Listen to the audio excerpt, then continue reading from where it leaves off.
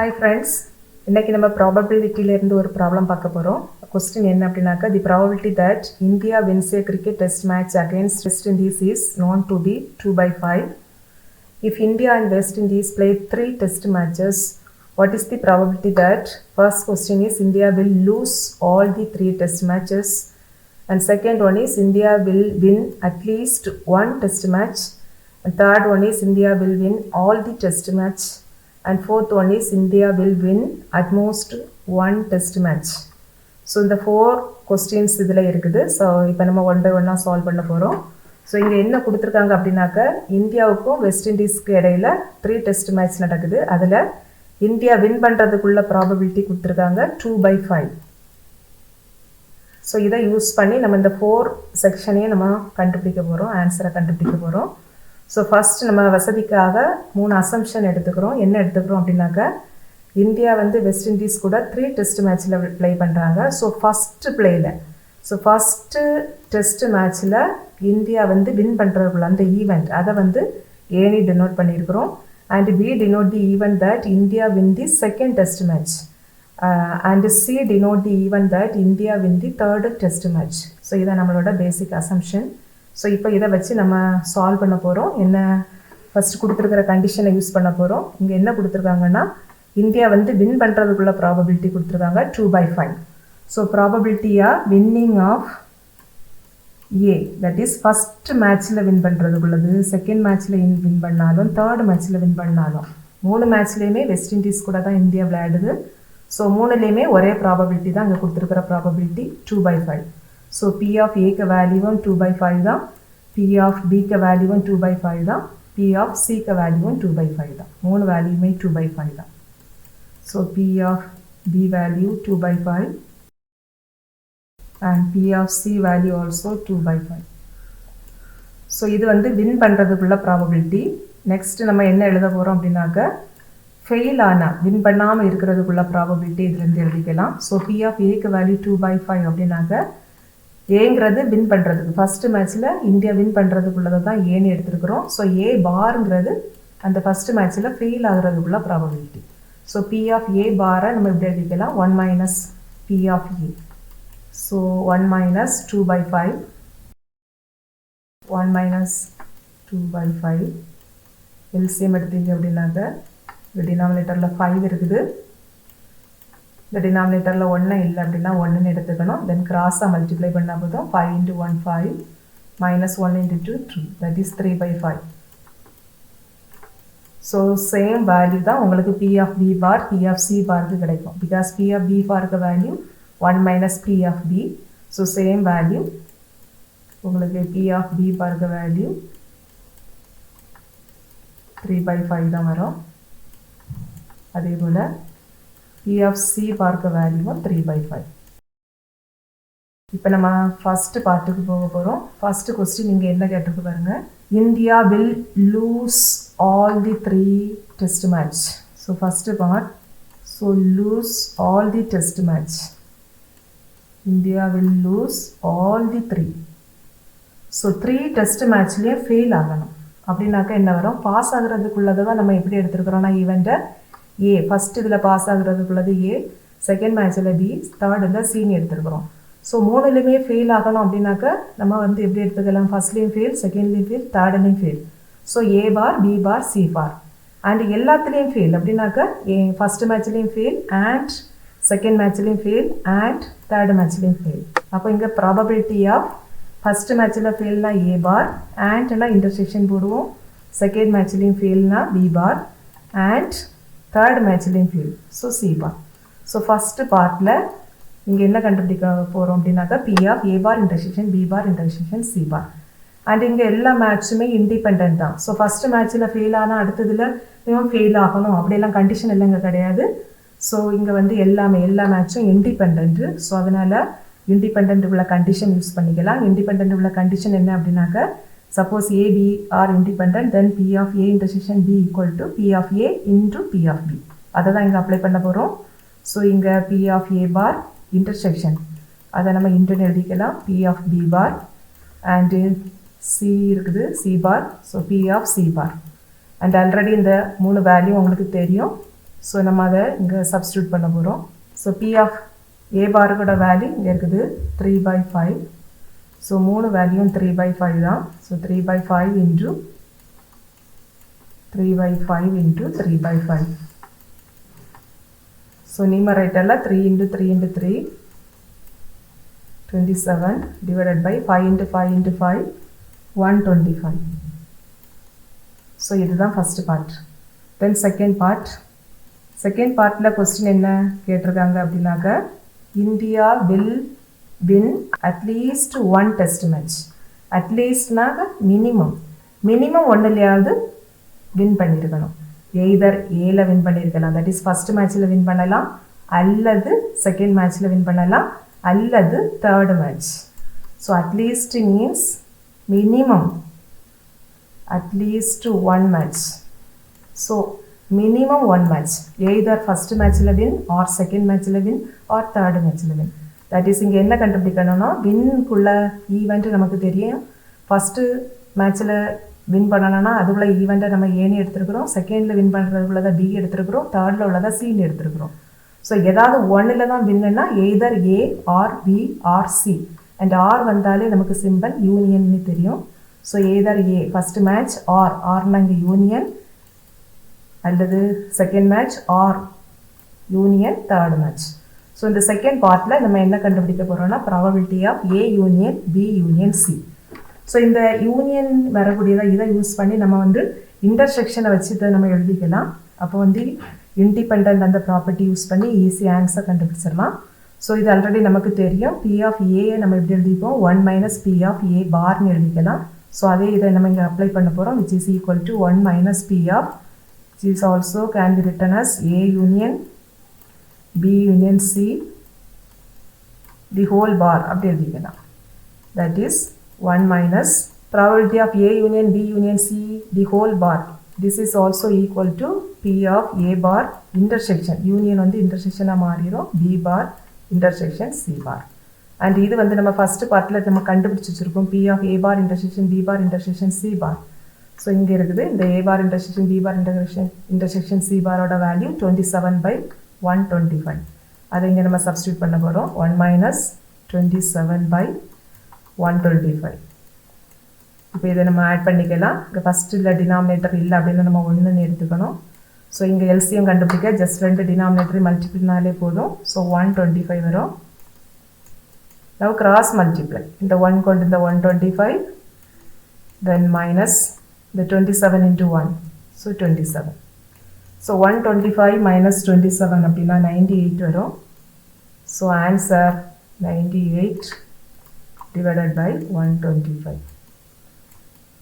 இதான் second பார்ட்டோட answer. Then third பார்ட்டில் என்ன கேட்டிருக்காங்க அப்படின்னாக்க, see the question, India will win all the tests.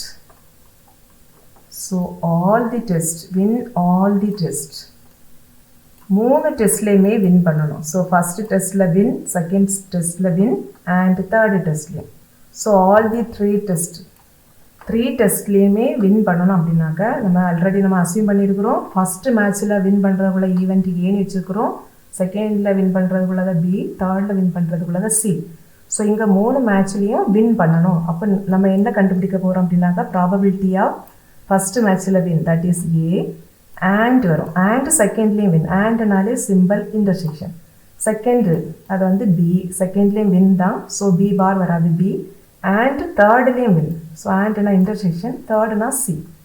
So here we have to find P of A intersection B intersection C.